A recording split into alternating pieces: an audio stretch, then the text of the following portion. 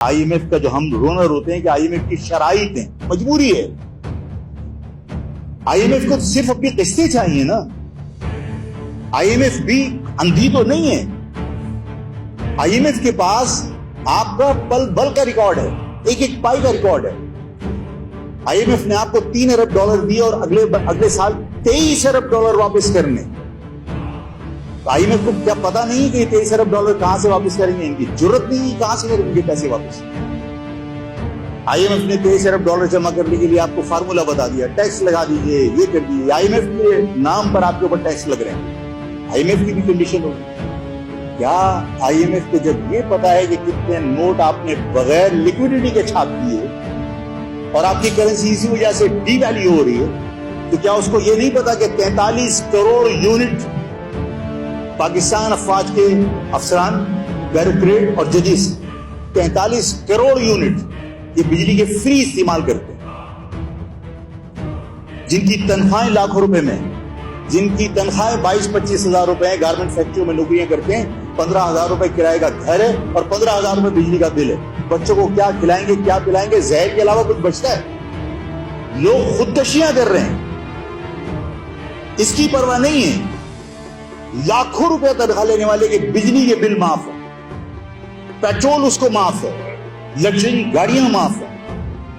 ان سارے حالات کے اندر آپ کو یہ بات سمجھ لینی چاہیے کہ یہ سب ایک منصوبہ بندی کے تحت ہو رہا ہے. جو بات آج میں کہنے جا رہا ہوں، یہ بہت ہمت کر کے میں یہ بات آپ کو سمجھانا چاہ رہا ہوں. ظاہر ہے کہ کوئی سبسٹینشل ایویڈنس ایسا نہیں کہ جو میں کہوں کہ یہ لو ایویڈنس، لیکن سیدھی بات یہ ہے کہ جو کچھ ہو رہا ہے یہ ہمیں اس طرف دھکیلا جا رہا ہے کہ جس وقت آپ سے کوئی بین الاقوامی طاقتیں یہ کہیں گی کہ یہ پیسے نہیں دے سکتے ہو، اپنا نیوکلیر پروگرام کیپ کر دو.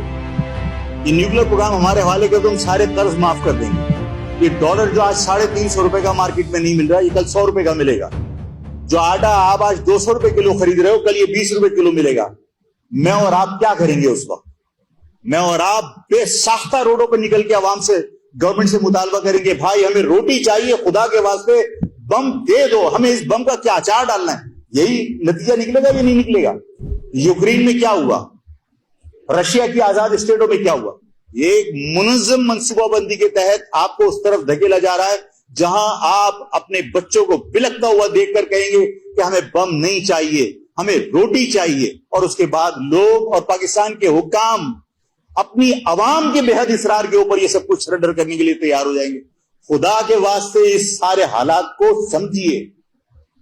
یہ ملک ڈاکٹر قدیر محسن نے اس پاکستان کا، ڈاکٹر قدیر نے اس پاکستان کی دفاع کو ناقابل تذکیر بنایا ہے. آج اس کے اس احسان کو مٹی میں ملا کر خدا نخواستہ ایک سازش کے تحت آپ کو مجبور کر دیا جائے. پاکستان کے حکمران بھی اس سازش میں شریک ہیں، صرف آئی ایم ایف نہیں ہے. کیا پاکستان کے حکمران ایسی پالیسی اختیار نہیں کر سکتے کہ آپ پیسہ جنریٹ کریں؟ کیا پاکستان کے حکمران ایسی پالیسی اختیار نہیں کر سکتے کہ آپ کا ایکسپورٹ بڑھے اور امپورٹ کم ہو جائے؟ آپ پاکستان کے اندر ایسی حکمت عملی اختیار نہیں کر سکتے کہ آپ کا تعلیمی یافتہ طبقہ، جو برین ہے، جو اس پاکستان کا دماغ ہے، وہ اس پاکستان سے باہر نہ جائے بلکہ اپنی صلاحیتوں سے اس پاکستان کو معاشی طور پر مضبوط کرے؟ ایسی پالیسی نہیں بنا سکتے.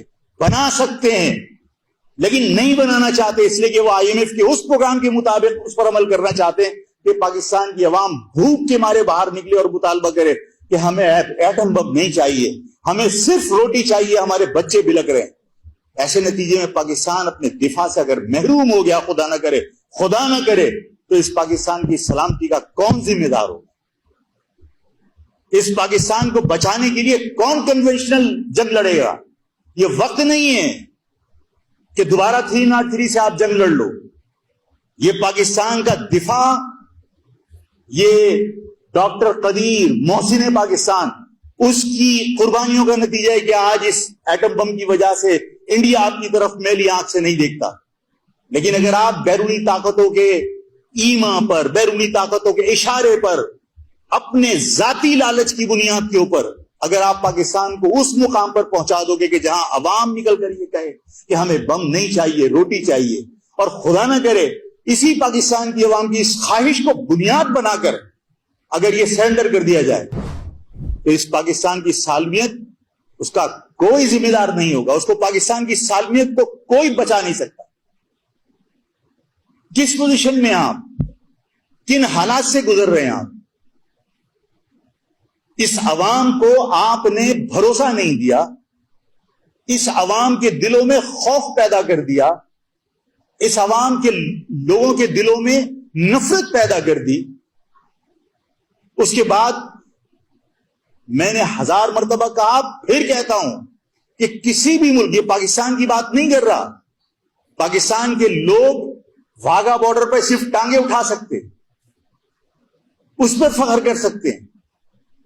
کبھی کوئی ٹیکنالوجی کے اوپر آپ نے توجہ دی؟ کبھی اپنے دفاع کو سائنسی بنیادوں پر مضبوط کرنے کی کوشش کی؟